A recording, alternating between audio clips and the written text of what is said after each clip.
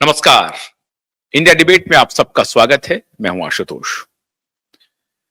दोस्तों, महाराष्ट्र से एक बार फिर एक बड़ी खबर आ रही है।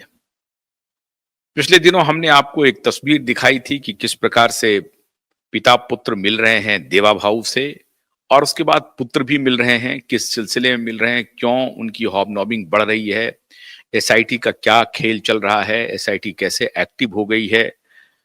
तो राजनीति में कई बार जो सामने से दिखता है वो होता नहीं है, और जो होता है वो दिखता नहीं है। ये सारी बातें मैं आपको बता चुका हूं, लेकिन आज एक और इंपॉर्टेंट सूचना मुझ तक पहुंची है, और वो भी आपको कुछ ही दिनों में देखने को मिल जाएगा। हुआ यह है कि देवा भाऊ ने अब परमानेंट प्लान कर लिया है पिता पुत्र का। पिता पुत्र मिल तो रहे हैं बुके के साथ, लेकिन उधर देवा भाऊ के दिमाग में कुछ और ही चल रहा है। देवा भाऊ को केंद्र का एक प्रकार से समर्थन है, और जैसा कि मैंने कल आपको अपने शो में बताया था कि जो एक इंटरव्यू हुआ है, उस इंटरव्यू को लेकर के जो मैंने सवाल खड़े किए हैं, वो सवाल बहुत लाजमी हैं और उस सवाल पर मैं बना हुआ हूं।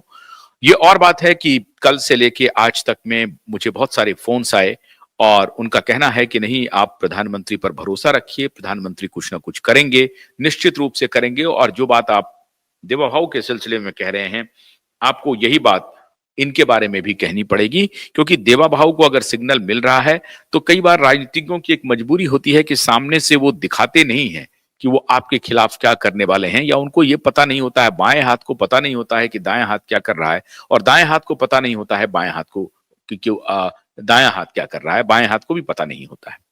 तो ये राजनीति के खेल चलते रहते हैं। इसलिए जिस किसी को भी इंटरव्यू दिया तो ये मत समझिए कि उनकी जो कुछ भी पीछे चल रही है, या जिनके लिए वो ये सब सारा कर रहे हैं काम, अब कर रहे हैं या नहीं कर रहे हैं, हो सकता है कि वो व्यक्तिगत रूप से भी इंटरव्यू करना चाह रहे हों, वो अलग विषय है।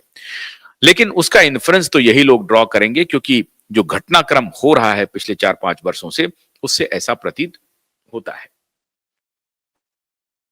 तो चलिए इस बात को मान लेते हैं। जो लोग कह रहे हैं कि भरोसा रखिए प्रधानमंत्री पे, सनातनी प्रधानमंत्री पर, मुझे भी भरोसा है। मैं तो आ, सनातन और उसको लेकर के लड़ाई लड़ ही रहा हूं। यह और बात है कि हमारे प्रधानमंत्री ने कोविड के दौरान सनातन का भी ख्याल नहीं रखा।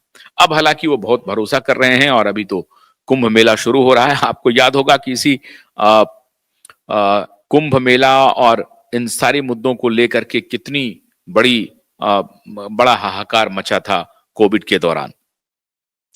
और कोविड में जो लोग ये कह रहे थे कि साहब ये नीम हकीम खतरे जान, आज हमारे प्रधानमंत्री और अब तो चीफ जस्टिस ऑफ इंडिया, उन्होंने भी कहा कि प्रधानमंत्री ने मुझे फोन किया कोविड के दौरान और कहा कि आपको अगर तकलीफ हो रही है तो आप इन नेचुरल तरीके से अपने आप को दुरुस्त कर सकते हैं, ठीक कर सकते हैं, और इसीलिए कोर्ट परिसर में एक हीलिंग सेंटर भी खुल गया।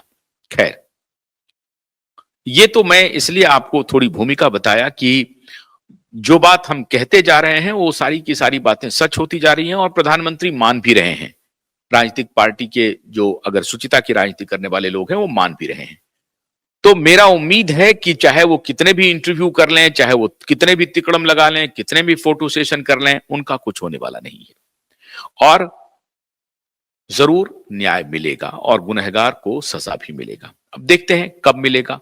आप हैरान हो जाएंगे कि 22 साल के बाद एक हत्यारे को सजा मिली है 22 साल के बाद। तो साल महीना कुछ भी हो, लेकिन गुनहगार को सजा तो मिलेगी। कुछ नैसर्गिक भी मिलता है और कुछ कानून के माध्यम से भी मिलता है। लेकिन आज जो मैं बात कर रहा हूं वो है देवा भाऊ के एक भयानक प्लान का, और वो प्लान है कि बाप बेटे का परमानेंट सेटलमेंट कैसे हो। इसके ऊपर देवा भाऊ काम कर रहे हैं। खबर आ रही है कि एक तरफ एकनाथ शिंदे और दूसरे तरफ राज ठाकरे, उद्धव ठाकरे का नहीं, राज ठाकरे को मजबूती दी जाएगी। एकनाथ शिंदे शिवसेना के पुराने वोटर को अपने साथ जोड़ चुके हैं, और पूरा शिफ्ट हो चुका है शिवसेना का परंपरागत वोट। अब उद्धव के साथ मामूली परसेंटेज ऑफ वोट बचा है, जो लोकसभा तक थोड़ा बहुत दिख रहा था, विधानसभा में तो समझिए समूल खत्म हो गया। अगर राज खड़े नहीं होते, राज के पुत्र वर्ली में खड़े नहीं होते, तो उनका पुत्र भी, ये जो माननीय आदित्य ठाकरे जी हैं, ये भी चुनाव हार गए होते। खैर, तो पहले एक कहानी आई कि राज ठाकरे और उद्धव ठाकरे साथ आ रहे हैं, ये मुमकिन नहीं है। जिस वक्त राज ठाकरे ने शिवसेना को छोड़ा था, उस वक्त से ही राज के मन में बाला साहब ठाकरे के असली उत्तराधिकारी का ज्वार शांत नहीं हुआ है। राज के मन में यह है कि मैं बाला साहब की तरह मैं एग्रेसिव हूं, बाला साहब की तरह मैं मराठी मानुस की बात करता हूं, तो ये उद्धव क्यों आ गए, सिर्फ इसलिए कि ये उनके बेटे हैं? नहीं, ऐसा मैं होने नहीं दूंगा। और राज ठाकरे को उस वक्त से ही ये मन में ये चल रहा था कि मैं कैसे अपने भाई से बदला लूं। तो ये भाई का भाई के बीच में भी तकरार है, और दूसरा पॉलिटिकल सिग्निफिकेंस बनाने के लिए अब राज ठाकरे के पास बहुत ऑप्शन नहीं है।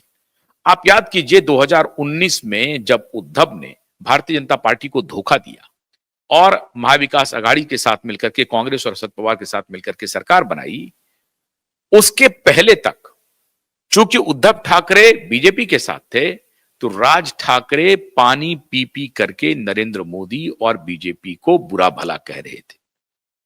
लेकिन जैसे ही उद्धव ठाकरे ने पाला बदला और अपनी गाड़ी का गियर कांग्रेस पार्टी और शरद पवार की तरफ मोड़ा, राज ठाकरे ने अपनी गाड़ी का स्टीयरिंग मोड़ दिया भारतीय जनता पार्टी की तरफ।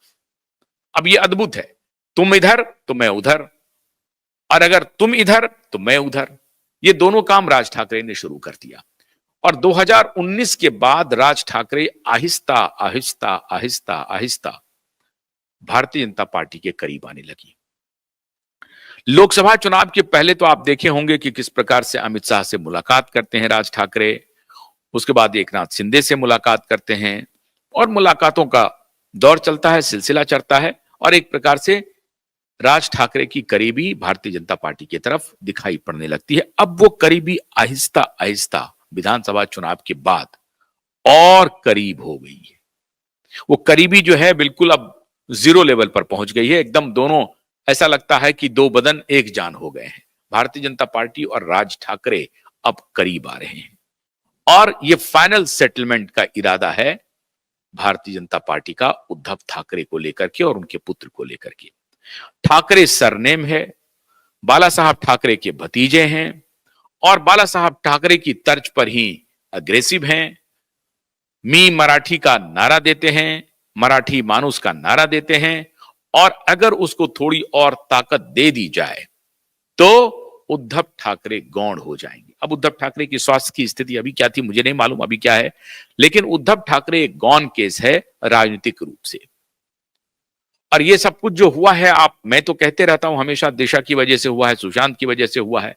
लोग नहीं मानते हैं, कोई बात नहीं है, ना माने, लेकिन राजनीतिक हैसियत आज उद्धव ठाकरे की बिल्कुल खत्म हो चुकी है।